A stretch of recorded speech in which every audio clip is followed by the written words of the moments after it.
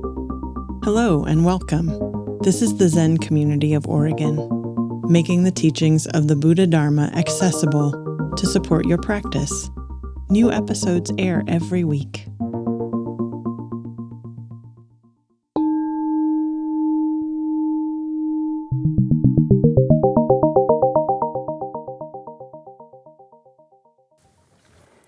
Tonight I want to talk about the beauty gate. And I don't have an alternative word for beauty, so I'm sorry if you don't connect with it. What do you find beautiful? Where do you find beauty? What kind of phenomena breaks trance of thinking for you? What happens that's enough to disrupt the usual gauze of thought, memory, image, etc.? What's interesting enough? What's bright enough, soft enough, strange enough, other enough to cut through internal dialogue trance being? What is that for you?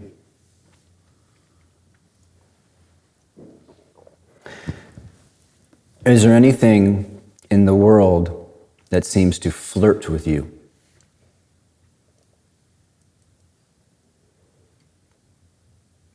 You have every intention just to walk from point A to point B, and you can't help but be enchanted by the dog, the shiny spoke, the woman gardening, the Amazon truck. I don't know. What of the sensory world tugs on you?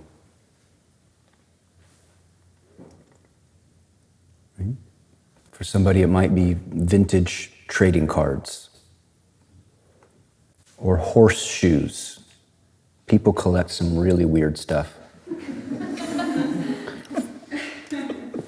What of the sensory world do you find pleasure in the fact that it happens? Now, if nothing, mostly never, there's some investigation about what that's about. But in a way, that's a different talk. When there is beauty happening, does it just penetrate through? Does it just grab you, awaken you, alert you, touch you? Is it effortless?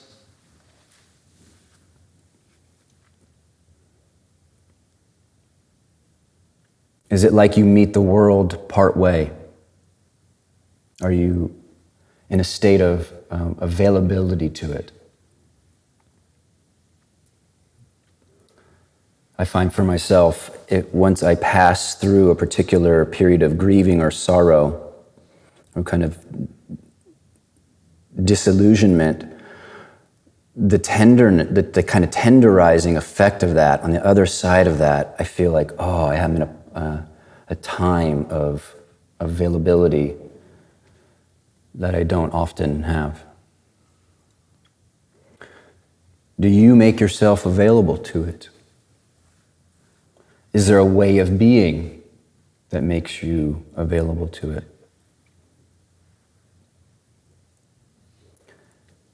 Beauty. And when it does find you, which can be the most fragile moment, do you linger?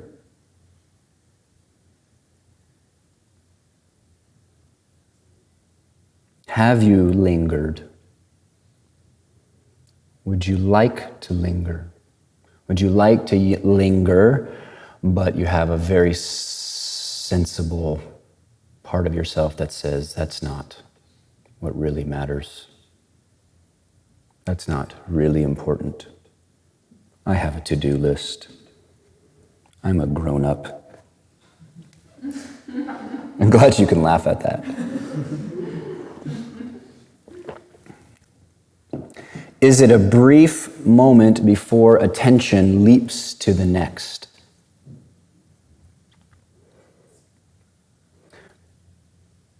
We have mostly acquiesced to the proportion of lingering in beauty and pragmatic doing to be something like, 0.01% beauty, 99% pragmatic living. And we take that as maturity or sanity. Beauty pierces. Is there a brief moment before attention leaps to the next? Do you recognize what happened?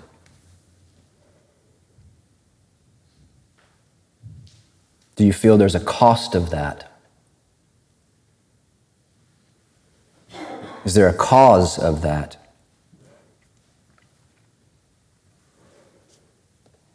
Was it Blake who said eternity in a grain of sand? Blake.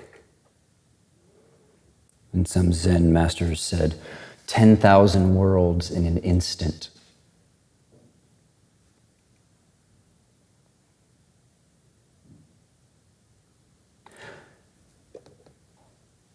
So I simply want to be the voice that says, beauty moments.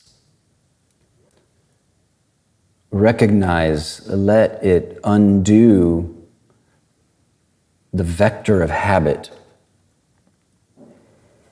Let it shed you for moments at a time.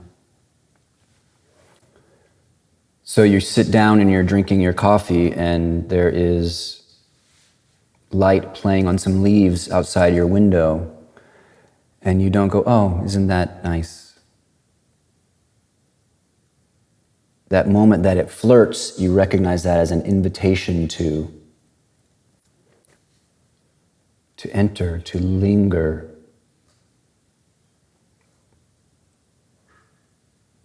I think it's important to think of a Zen practice as stitching meditation throughout your life. And I like the image of a stitch because a stitch is visible sometimes, not visible. And yet the thread continues. There is this idea that we could be in continual meditation, and that is a useful idea.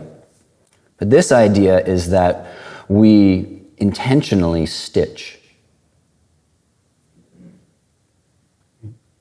We're in a readiness for the opportunities to luxuriate in the presence of the world.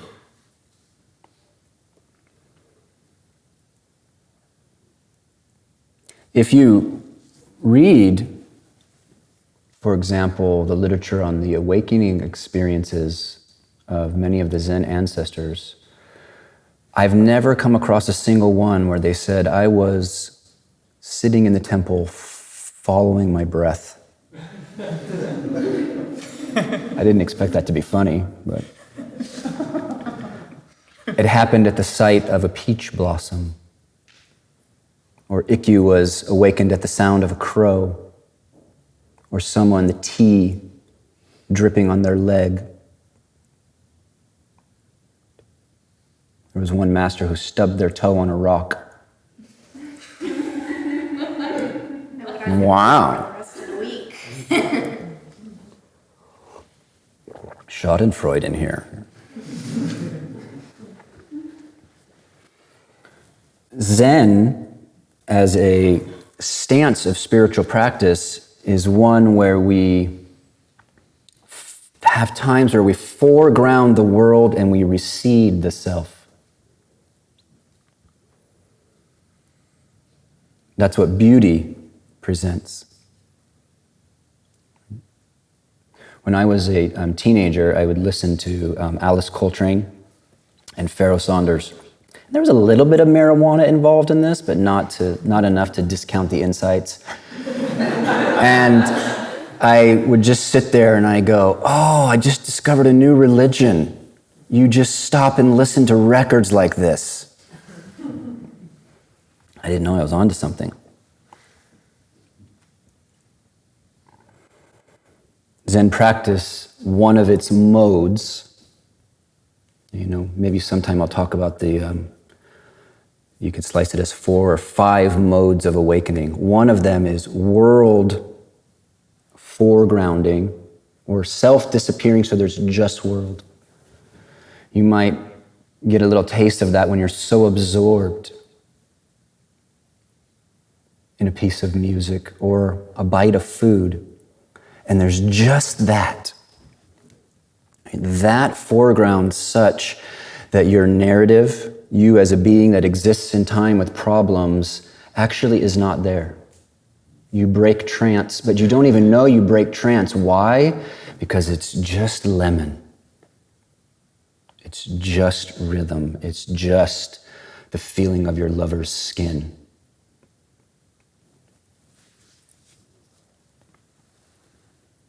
So, most of our experiences, attention alights for a moment on the sound of wind chimes, for example. And then the nature of the mind is to then move to the next thing. But what I'm suggesting here is that you shore up that attention that alights on the beauty, that flirts, with the intention to dwell within that chiming.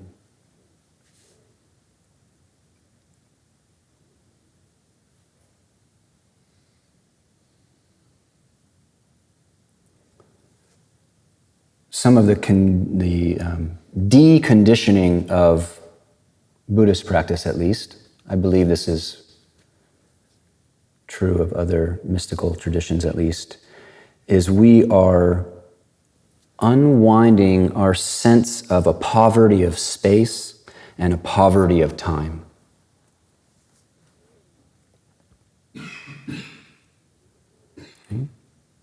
There was a time when there was no such thing as a clock for most of human being. There was definitely a time where it wasn't on your wrist, or it wasn't always on the wall. We benefit profoundly from technological culture, but we are also conditioned negatively by it. And we're conditioned to a horizontal pulse of being. It's always about the next. Life is a series of moments you glide over towards the next.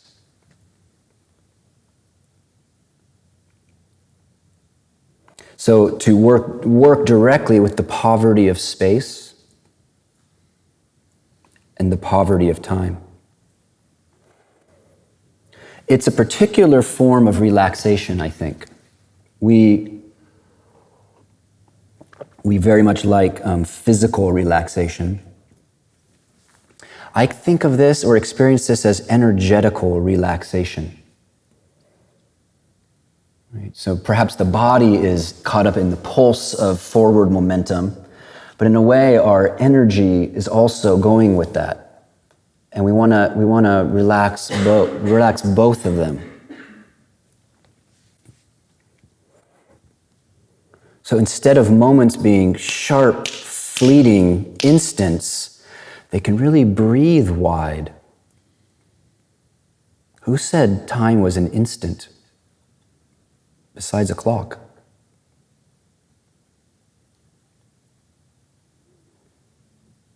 We relax our energy and then space is like, ah. You know that in the Prajnaparamita, the mother of the Buddha's wisdom sutras, one teaching that encompasses all of awakening is, ah.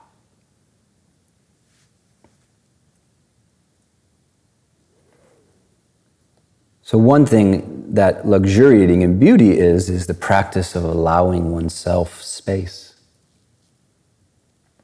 trusting space.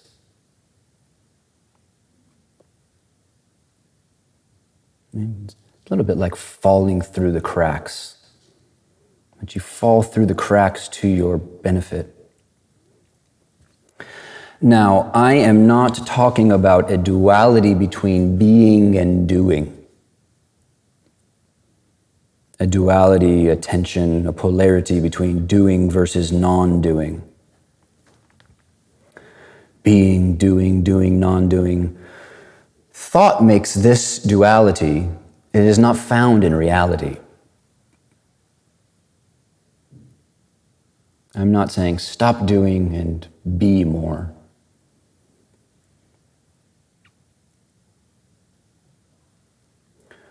What do you find beautiful?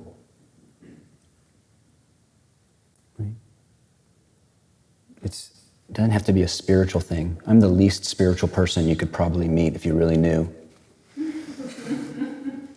It doesn't have to be a spiritual thing at all. Sports cars, well-fried tofu.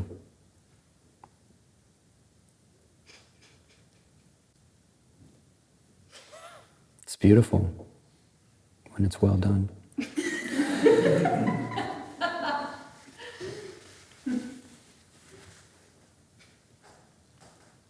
This would be, redundant to be up here saying this, except for our context doesn't say this. And it almost is something we think of, oh yeah, the artists. Maybe a few generations ago they'd go, that's what the bohemians do. The artists linger in beauty. I'm a practical person.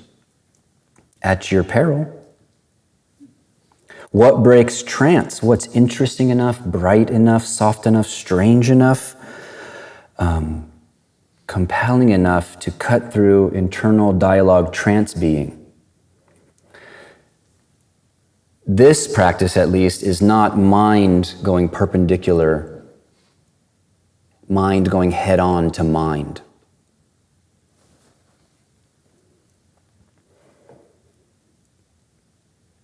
So, to be alert to these Dharma gates, to celebrate these Dharma gates, and let that be part of the stitch through your day of this practice. Because one instant is 10,000 years, and eternity is in a grain of sand, this practice is not about doing 20 minutes, 30 minutes, 40 minutes, 20 years. It has nothing to do with time, actually. Maybe we need 20 or 30 years to actually appreciate that. But the golden stitch. Okay, that's what I wanted to say tonight.